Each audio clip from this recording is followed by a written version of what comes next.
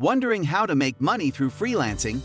This guide covers how to start your freelancing business in few steps, tools you shall need, and tips for success. It's no secret that the last 2 years have brought significant changes to how we work. Some of us started working remotely, some of us lost jobs, some of us found new opportunities, and I'm pretty sure we all finally mastered the art of Zoom. With all these changes swirling around, one trend is likely here to stay: freelancing. In the USA, the number of freelancers has grown every year for the past 5 years and is expected to continue in that direction. A 2020 Upwork study found that 36% of the American workforce engaged in some kind of freelance work, and freelancers brought in $1.2 trillion in yearly earnings. If you've ever considered trying this flexible and lucrative work style, we've got just the guide for you. Let's take a look at how to make money freelancing, including the tools you'll need to get started and tips for success. So before going deeper into the video, make sure to know first: what is freelancing? Freelancing means that you're self-employed and working for companies or individuals on a contract basis. You aren't considered a full-fledged employee of any one company. Instead, you can take on projects with several different companies or clients. There's a lot to love about freelancing. For one, you get to choose your own hours. You can work part-time or full-time and take on as many clients as you have the capacity for. Freelancers can also set their own pay rates. Over time, this could result in higher earnings than a traditional employment arrangement. On the flip side, freelancers typically don't get benefits or paid time off.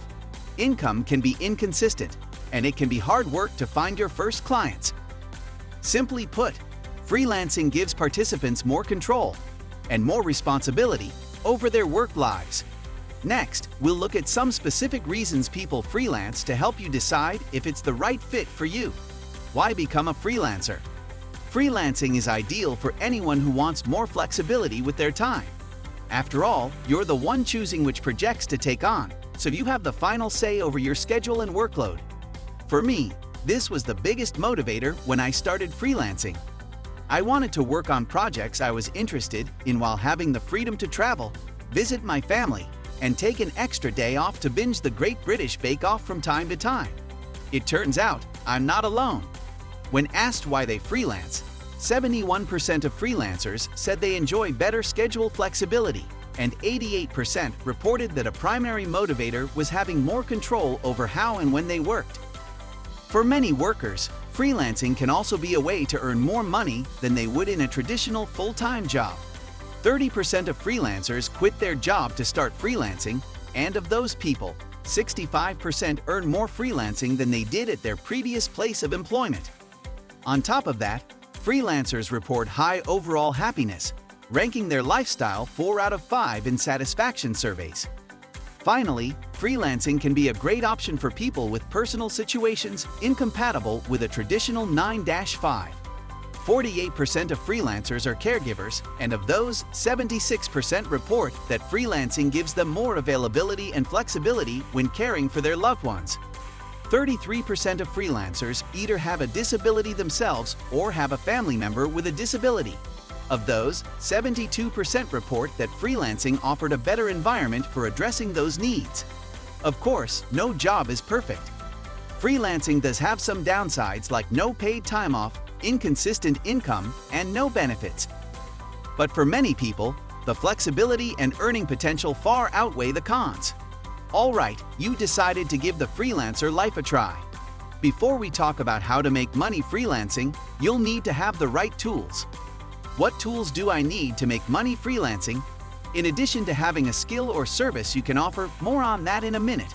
Make sure you have the following reliable internet connection. Having a dependable, high-speed internet connection is essential to working as a freelancer.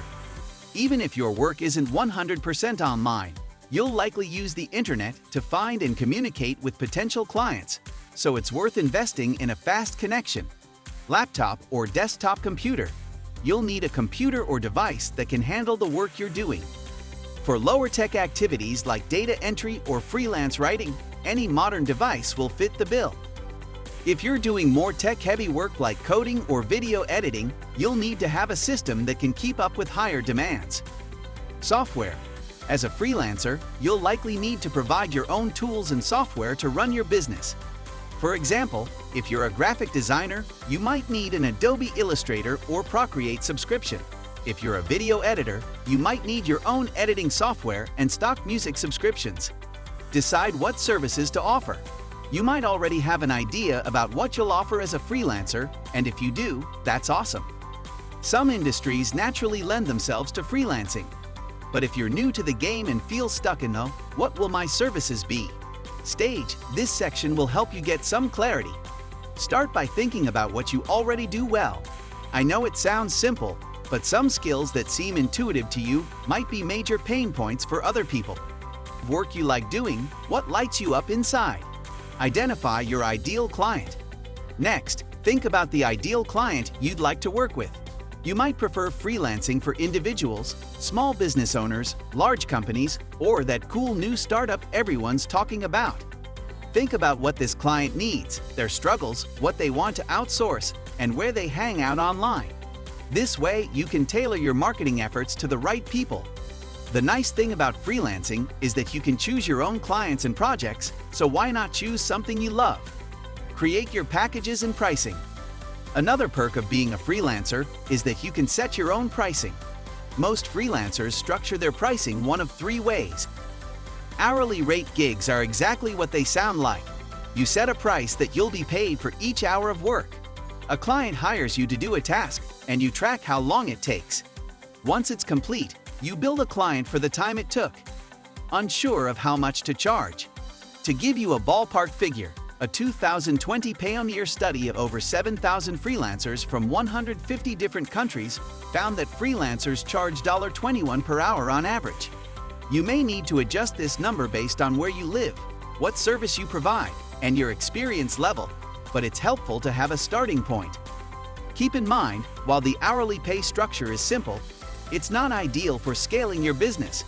Eventually, you'll get faster and more efficient at the services you offer. So it might make more sense to use a project-based model. Project-based. Project-based gigs mean that you and the client agree on a full price for a project, regardless of how many hours it takes you to finish it. For example, if you're a website designer, you might charge a flat rate of $3,000 to build a new website for a client. When structuring project packages, be clear about the number of revisions and the timeline so everyone is on the same page. Retainer. Retainer packages are ideal for most freelancers since they provide income consistency. With a retainer, your client pays you a recurring amount for your services on an ongoing basis. Retainers save time for both parties because you're not constantly onboarding or offboarding.